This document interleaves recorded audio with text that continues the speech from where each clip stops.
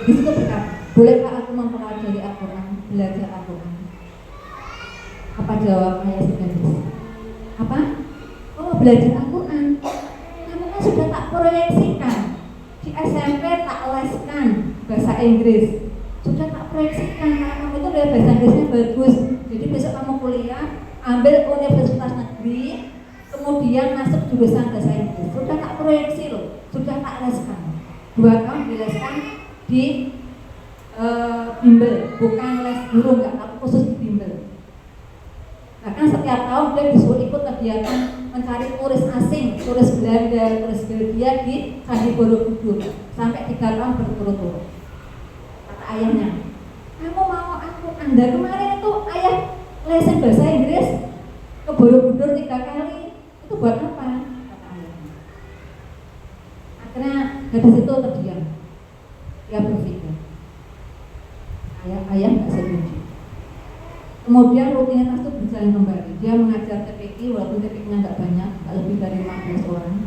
Tapi di dalam mengajar TPQ itu kegagalan terus menghantui. Kemudian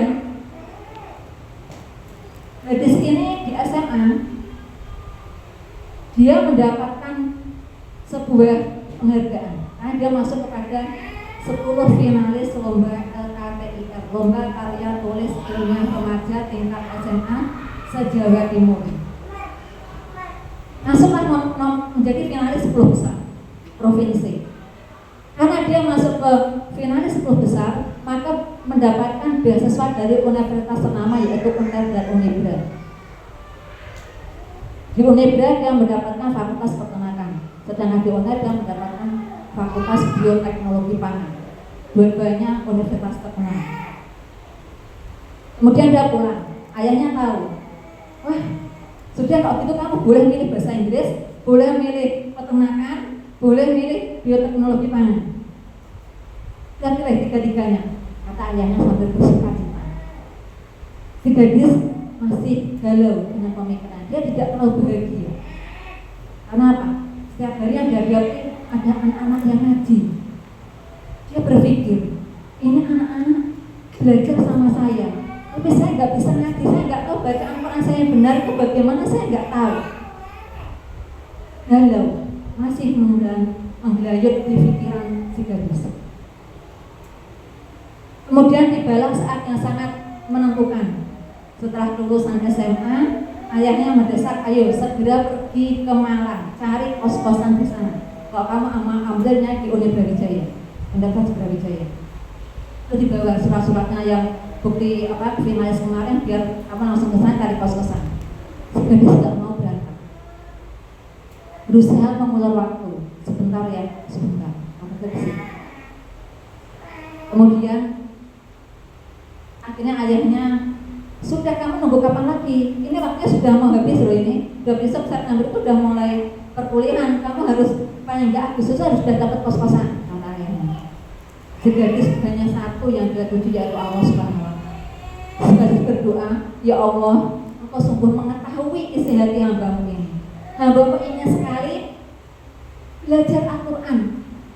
Hamba-Mu mengajar Al-Quran ke anak-anak, tapi hamba tidak bisa mengajarkan yang benar itu bagaimana. Mau bertanya pada orang alim di situ juga nggak tahu apakah bacaannya benar apa enggak. Mau bertanya ke siapa lagi? Kalau tidak ada yang belajar Al-Quran, akan dosa semua satu desa itu. Begitu kan? Maka gadis ini memberanikan diri. Tapi sebelum memberanikan diri, dia harus cari senjata. Maka dia bermohon kepada Allah dengan sangat bermohon. Bermohon, ya Allah kasihlah jalan, ya Allah kasihlah jalan, ya Allah, karena yang berbeda ada orang tua yang kandungnya. Qadarullah, barang siapa yang bermohon dengan Allah kepada Allah dengan sungguh-sungguh, Allah akan kabulkan.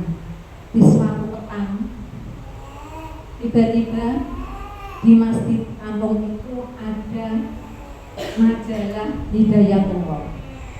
Diambillah sama si gadis, dilihatnya.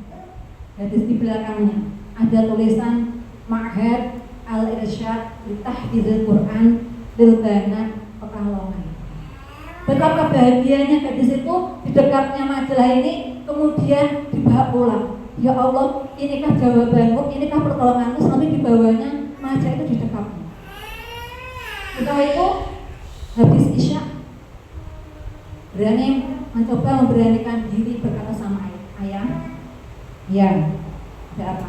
Kapan berangkat ke Malang? Kata ayah. Si gadis berkata, ayah, kalau aku kesini bagaimana sambil disodorkannya majalah Hidayatullah halaman paling belakang itu.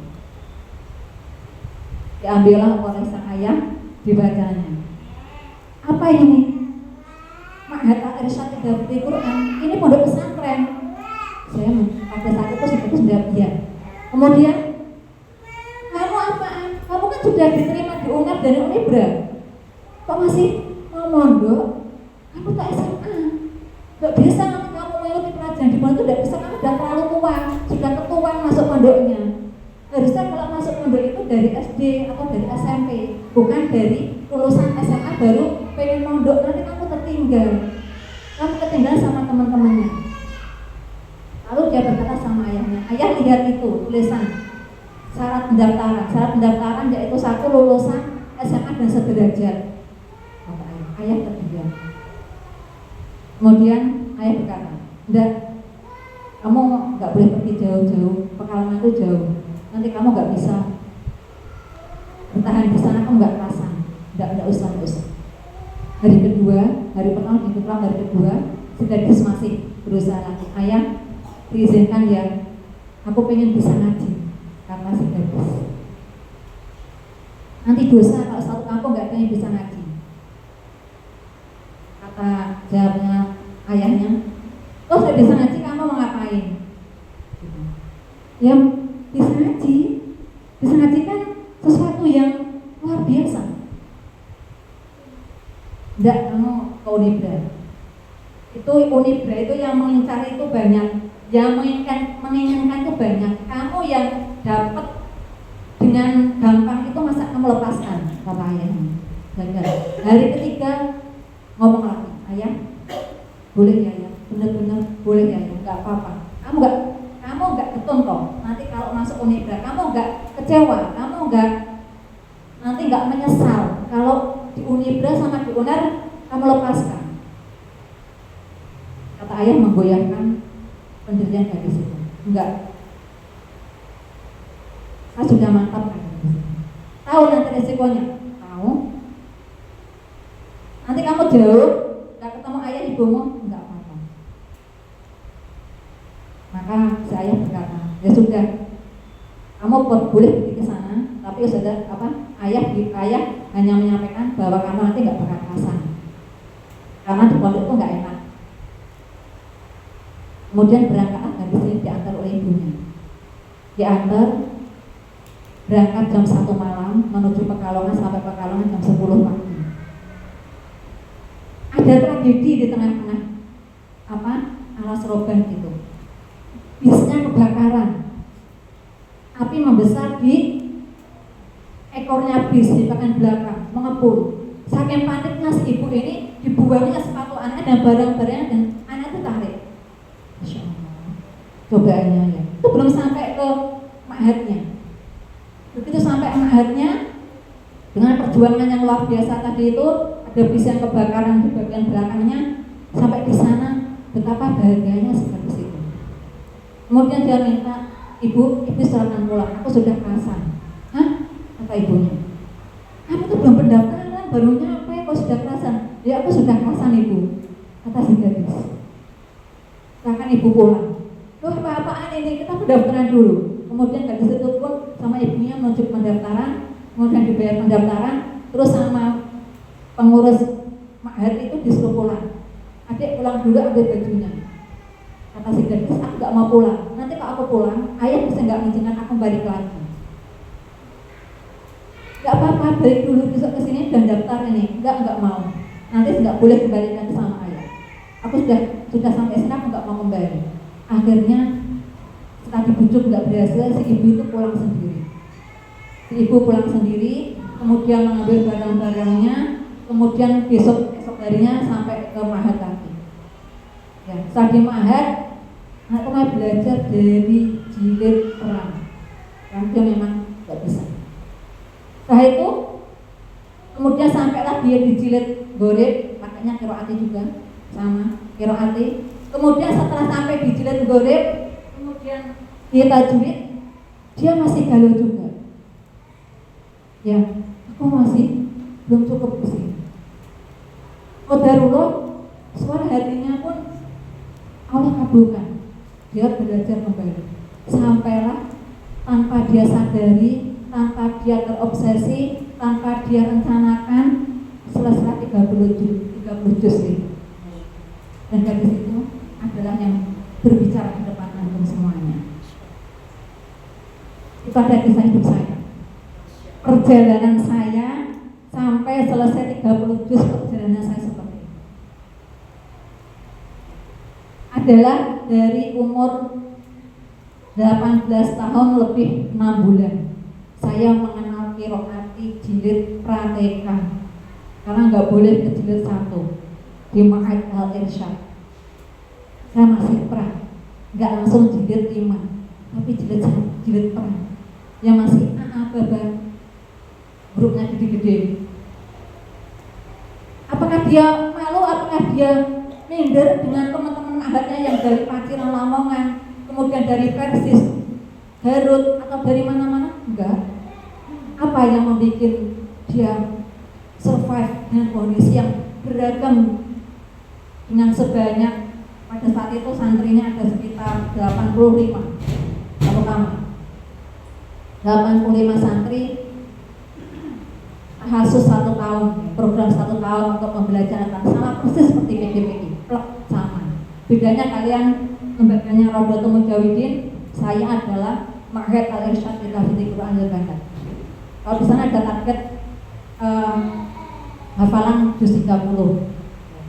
Itu ada bedanya itu. Tapi sama program. Apa yang bikin dia survive sampai selesai 30 juz? Bara yang membara dari niatan awalnya. Niatan dari rumahnya apa? Apakah kamu pengen di Sanjung nanti bisa selesai menjadi penghafal Quran? Enggak ada niatan sama sekali. Bara yang membuat dia menjadi energi, yang membuat dia menjadi survive di kondisi apapun adalah keprihatinan dia dari masyarakatnya yang tidak ada yang bisa ngaji. Ada 3 desanya dia, desa sebelah, tidak ada satupun yang ke pondok pesantren tahun 1997. Masih langka sekali pondok pesantren zaman itu. Apakah mudah bagi orang yang anak yang lulusan SMA belajar? Tentu tidak mudah. Kepayahan, kecapean lain, ya seperti yang kalian alami, bahkan mungkin lebih. Kalau Antuna di sini temannya bantu, nanti ada ininya sangat mudah, di sana enggak, karena di sana hafalnya banyak sekali, di Rosa Islamahnya banyak pelajaran-pelajaran, sehingga porsi ngaji itu sekian jam saja.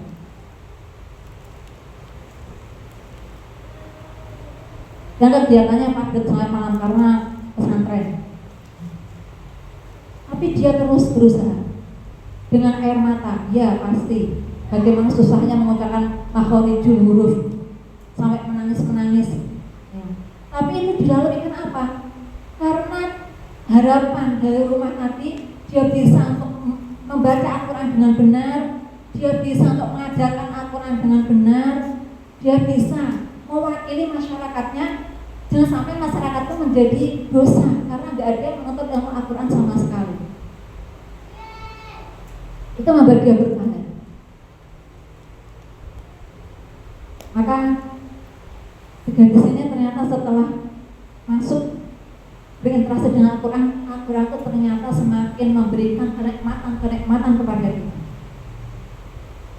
Kalau niatan kita benar, akan memberikan kemudahan dan akan memberikan kenikmatan kepada kita.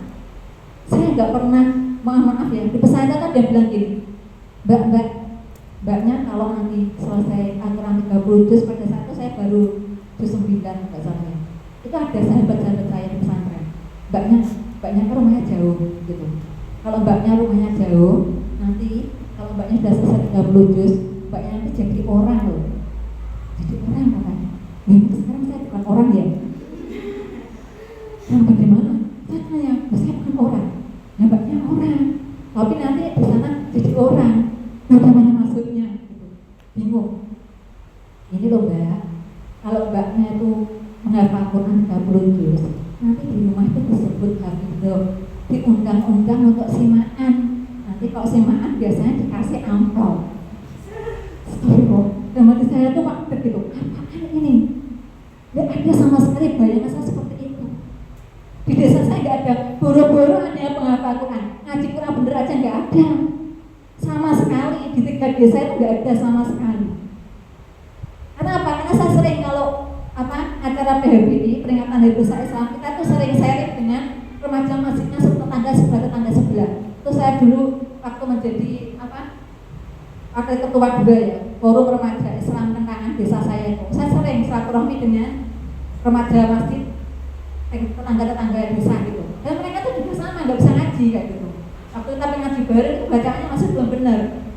Saya aja bisa baca Quran itu udah benernya apaan gitu ya. Kok harus jadi hafidhoh, nanti kok dipanggil-panggil suruh simaan dikasih uang itu apaan? Saya tuh nggak paham. Sampai hari ini pun saya tuh masih nggak masuk gitu. Itu tuh nggak masuk ya. Wow, alam besar nggak bisa, namanya kita budayanya beda. Tapi di Jawa Timur, karena saya barometernya adalah desa saya, nggak ada seperti itu. Nyata saya pengen baca Quran dengan benar, hanya itu untuk diri saya sendiri utamanya. Dan saya mengajarkan juga bisa mengajarkan dengan benar, hanya itu. Sudah. Habis itu dari nyata itu saya menjadi cinta dengan Al-Quran. Saya senang karena saya nggak bisa, saya interaksi, saya nikmati, maka itu muncul kecintaan saya dengan Al-Quran. Seperti itu. Ini teman saya di pondok bilang, nanti disebut menjadi orang. Astagfirullahaladzim, apa itu ya? Terus lagi, mbaknya namanya Dobra pesantren ya. Mbaknya nanti itu kalau menghafal Quran dan 30 juz, di universitas dapat beasiswa. Itu juga bingung. Oh gitu ya? Iya. Dalam hati saya aja nggak tahu nanti boleh nggak yang kuliah lagi karena uang kuliahnya sudah saya pakai buat mondok. Nah gitu. Saya nggak tahu terus nanti saya kuliah lagi apa enggak, saya nggak tahu. Saya pokoknya senang dengan Al-Quran, saat ini saya senang dengan Al-Quran. Kemudian tanpa terasa juz 30 selesai alhamdulillah tahun pertama di Al-Irsyad. Kemudian menghafal ayat-ayat pilihan Ar-Rahman, Al-Mulk, Al-Waqi'ah, kemudian Al-Qiyamah. Sudah selesai juga. Ternyata masih pengen. Al-Quran itu sifatnya gitu, dia akan semakin menarik, bukan semakin melepas. Itu Al-Quran. Dia akan semakin menarik, bukan semakin melepas. Tak terasa berjalannya waktu sampai selesai 30 juz. Saat 30 juz, ayah bilang, dan selesai nih, sudah hotmail. Ayah bilang, uang kuliahmu dulu yang dipakai mau di Unibra sama di UNER sudah habis loh ya, buat mondokin kamu. Iya ya. Setelah itu kamu kalau mau kuliah silahkan cari beasiswa sendiri, cari uang sendiri, gimana caranya terserah kamu. Apa jawab? Ya, saya jawab ya. Gak apa-apa. Kenapa? Kalau kita sudah punya senjata, dimanapun kita berada, kita nggak akan risau dan nggak akan galau. Kita tinggal bermohon kepada Allah. Karena tadi mohon dikasih petunjuk untuk bisa belajar Quran, dikasih jalan lewat majalah Hidayatullah. Kemudian nanti saya mohon lagi, ya Allah, ini ayah sudah nggak bisa biaya kuliah. Jadi saya pengen kuliah, maka untuk membahagiakan ayah, karena ayah tuh pengen banget putra putrinya tuh kuliah semua. Karena biasanya ayah adalah seorang PNS. Jadi ayah pengen banget anaknya tuh kuliah untuk nanti mendaftar PNS. Itu basic ayah. Maka ayah, saya setelah selesai 30 juz, maka saya ingin membahagiakan ayah. Semua anak ingin membahagiakan ayah kan? Ya. Maka kuliah. Saya bermohon, ya Allah, ini gak ada suplai biaya dari orang tua, gak ada suplai dana. Bagaimana? Bermohon kepada Allah. Ya Allah, mudahkanlah, bantulah dalam pembiayaan kuliah saya. Alhamdulillah pada satu qadarullah ya, ada lowongan pekerjaan. Ada lowongan. Oh sebelumnya saya masuk di Uniswa sebentar. Uniswa itu sebentar. hanya 2 bulan. Tahun Unisula 2 bulan saya nggak lanjut karena di Unisula itu programnya reguler full dari hari Senin sampai hari Jumat. Saya nggak bisa bekerja, nanti saya nggak cari biayanya dari mana. Maka saya mengundurkan diri dari Unisula. Baru sekitar 2 bulan langsung, belum sampai perkuliahan, belum sampai. Saya udah mikir, saya harus pakai pikiran biayanya. Maka saya keluar dari Unisula, ya, pendidikan fakultas tarbiyah tahun 2006 atau 2007. Maka saya mencari perkuliahan yang ekstensi, yang Sabtu Ahad, biar Senin sampai Jumatnya bekerja. Saya mau membahagiakan ayah saya. Karena ayah pengennya saya kuliah. Maka qadarullah pada saat itu ada sebuah lembaga yang memberikan lowongan pekerjaan di Kalibanteng. Jauh, saya semaju. Kampus saya akhirnya saya ambil ekstensi di Universitas Wahid Hasim Semarang, di Rumah Hasim. Setelah itu saya bekerja, Senin sampai Jumat bekerja. Sabtu yang harusnya masuk ke lembaga saya ke TK Aba 51. Pada saat tahun pertama saya kuliah itu saya bekerja di TK Aba 51. Itu saya minta dispensasi hari Sabtu, ya, hari Sabtu untuk kuliah karena saya mengajar Al-Quran pada saat itu. Di TK Aba 51 saya mengajar Qiraati, ya, mengajar Qiraati sama tahfidnya di TK Aba 51 Kalibanteng, ya, di Manyara itu. Setahun di situ saya merasa kejauhan, kecapean, ya. Ya Allah, saya pengen yang dekat-dekat aja, yang dekat dengan pesantren saya dulu, pesantren di Meranggen sini. Allah kabulkan doanya, masya Allah, betapa baiknya Allah, ya. Kabulkan terus, dikabulkan terus sampai akhirnya dikabulkan. Kemudian apa? Ketemuan dengan Bu Okta, guru SD Hargun. Dulu kita belum Hargun, kita dulu ada timnya Bu Woro di TK Aba 53. Nah, saya sama Bu Okta itu dulu ada di TK Aba 53, di TK-nya Bu Woro. Maka Bu Okta ketemu teman kampus saya satu kelas, Mbak, mau nggak kerja di TK Aba 53? Masih sama-sama ada, kata Bu Okta. Iya, nggak apa-apa, mau. Yang penting dekat dengan Meranggen, karena saya mau perojahan lagi saya. Oh iya, nggak apa-apa. Maka per 2008, saya masuk 2007. Per 2008 itu saya bekerja di TK Aba 53, TK-nya Bu Woro. Bisa kalian kan? Ya, Budia Walasmi. Terus sudah kenal sama saya, beliau, ya, saya kenal beliau tuh dari 2008. Saya masih kecil tidak sebenarnya, maksudnya belum beliau lah guru saya. Ya, Bu Woro itu guru saya. Beliau mendidik saya, membentuk hal yang baik kepada diri saya, dan luar biasa dasar beliau, ya, kepada saya. Kemudian setelah itu sampai selesai kuliah, selesai di Bu Woro masih kerja dengan di TK Aba 53. Ya Allah, ini jodoh nih, ya, bagi yang dikasih jodoh nih, saya kasih sekalian pertanyaan paket komplit. Ya, saya bermohon kepada Allah, ya Allah, saya awal meninggalkan rumah adalah karena kecintaan saya dengan Al-Quran, karena ingin bisanya saya membaca Al-Quran. Karena Al-Quran saya meninggalkan tanah kelahiran saya yang sudah membesarkan saya dari kecil. Maka dengan Al-Quran ini juga, ya Allah, pilihkanlah jodoh saya yang terbaik, yang semisi dengan saya, itu menghidupkan Al-Quran. Mantap, Allah. Dikabulkan sama Allah, Allah Maha mengabulkan doa, dikabulkan. Dengan perjodohan, melalui perjodohan, lu dijodohkan atau oh iya, ajaran Allah itu kan kalau baik itu akan perjodohan. Kalau nggak baik, ajaran Allah berarti bukan lewat ya, kalau sendiri. Ya, saya dijodohkan oleh siapa? Guru saya sendiri. Ada saya nggak minta loh, dijodohkan guru saya. Kamu mau nggak dengan keponanganku? Saya bertanyanya bukan pada siapa-siapa. Pada satu saya sakit tipes di rumah, 2 bulan saya sakit tipes. Terus kecelakaan, ditabrak motor. 1 bulan berikutnya saya sakit tipes, 2 bulan di rumah. Pada saat tipes itulah bapaknya suami saya dengan guru saya datang ke rumah. Dengan suaminya guru saya, nembung, Pak, ini kami mau mengkhidbah putrinya Bapak. Ayah sama ibu tidak ada yang tahu. Kaget, bingung, wajahnya macam blank. Nggak ada tembung, nggak ada rembuk, nggak ada omongan. Tiba-tiba ada tamu makhirban. Kata ayah saya, dipanggil saya, sini.